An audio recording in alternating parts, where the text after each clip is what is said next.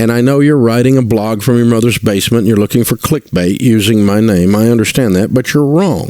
Actually, I'm making a YouTube video in my own apartment, but you're absolutely right, Dave. I'm going to use you as clickbait because it's time to revisit your favorite topic of credit cards and why they're actually awesome. And yes, even though I already made a Why Dave Ramsey's Wrong about credit cards video, it was my words against Dave's. So let's switch things up and pit Dave's words against himself. And to start things off, here's Dave Ramsey's favorite metaphor for credit cards. The credit card is the cigarette of the financial world. It's the cigarette of the financial world. The credit card is the cigarette of the financial world. The credit card is the cigarette of the financial world. Needless to say, Dave really hates credit cards because all debt is bad debt.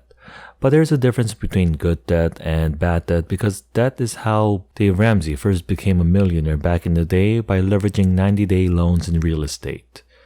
My wife Sharon and I started off with nothing when we first got married. Most people do, I think. And I started buying and selling real estate and I got rich. By the time I was 26, I was a millionaire making $250,000 a year. So just like Dave has used that to his advantage, people can also use credit cards to their advantage. But Dave doesn't see it that way because once again, to him, the credit card is the cigarette of the financial world. There's no upside to using it, only downsides. And in this video, he tells his caller that his argument is illogical and compares credit cards to drunk driving. Your logic flow is not. What you're saying is illogical. It's like saying drunk drivers don't always kill someone, so it's okay to drive drunk. That's your logic flow. Mm-hmm. And so it's not logical. It doesn't work. Now, saying credit card is like drunk driving sure sounds catchy. It's not a fair comparison because credit card is more like alcohol, where they are harmless by themselves.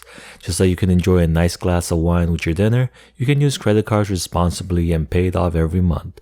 It is your decision to drink and drive that can kill you, just like it is your decision to overspend that'll kill you financially. In both cases, you need personal responsibilities, making the right choices, and overall being a responsible adult. But the majority of people who need Dave Ramsey's help are not responsible and have made reckless decisions to spend more than they make and buy things they can't afford.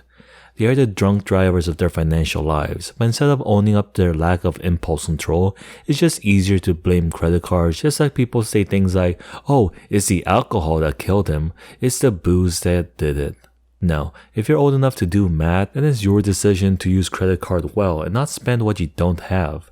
I think it's time to stop trying to convert Dave Ramsey into saying credit card has its benefits, because for Dave, spending money he doesn't have is what caused him to declare bankruptcy in the first place. And thanks to that traumatic experience, you'll never embrace credit cards, just like someone who almost drowned as a kid would never think about jumping into the ocean. So all that explains why Dave Ramsey has no credit cards and only uses his debit cards. So I don't have any credit cards. I have 2 debit cards. So I got out of the credit card business. I carry a debit card. And I don't have a credit card. You don't have a credit card? I don't have a credit card. You don't have a credit card? I don't have a credit card. I have debit cards. And it's at this point you'll hear him talk about that MIT study where paying things with cash activates a pain center in your brain while using a credit card doesn't. But he usually leaves out this next part. When you spend with a debit card, it doesn't do it so much, but does a little bit. I mean, geez, if that's the case, Dave, you might as well just cut up your 2 debit cards and go all in cash because, God forbid, he might overspend using his debit card during, for example, a family trip to Disneyland. I mean, oh wait, he actually did overspend during a family trip to Disneyland. And it doesn't matter how disciplined you are. Mm-hmm. I'm disciplined. I teach this stuff for a living. And we're on a cruise ship, and of course there's no money on a cruise ship these days. Back when we used to have cruises, remember those? Yeah. And your door key, your door key will buy anything on the boat. And I find myself buying the kids, $6 ice cream cones or whatever. Same thing in Disney property. Mm-hmm. Your door key will work. Oh. It's your own property, and you can buy one of those $63 raincoats and not think anything about it. I teach discipline for a living. It's what I do. I have taught this for 30 years, and I can fall in this trap of spending more because I'm using plastic. I mean, we're on a Disney cruise, and your room key buys everything. Took the grandbabies on the Disney cruise, right? And before I know it, we're just buying Mickey this and Mickey that. And I get the bill at the end of the cruise, and I'm going, well, we got Mickey Moused. Unbelievable, man. There was no acknowledgement that this money was leaving by Papa Dave or by the precious overspending grandbabies. So basically, Dave is saying you can overspend regardless of if you're using a debit card or a credit card. Got it. And for some reason, he really likes to talk about gas prices and how credit card users have no idea how much it costs to fill up a tank. Here's what's interesting. When gas prices go up now, you and me, we pay at the pump, don't we? I pay with a debit card. Some of you pay with a credit card. And when gas prices go up, you don't think much about it. Because it's kind of like Monopoly money.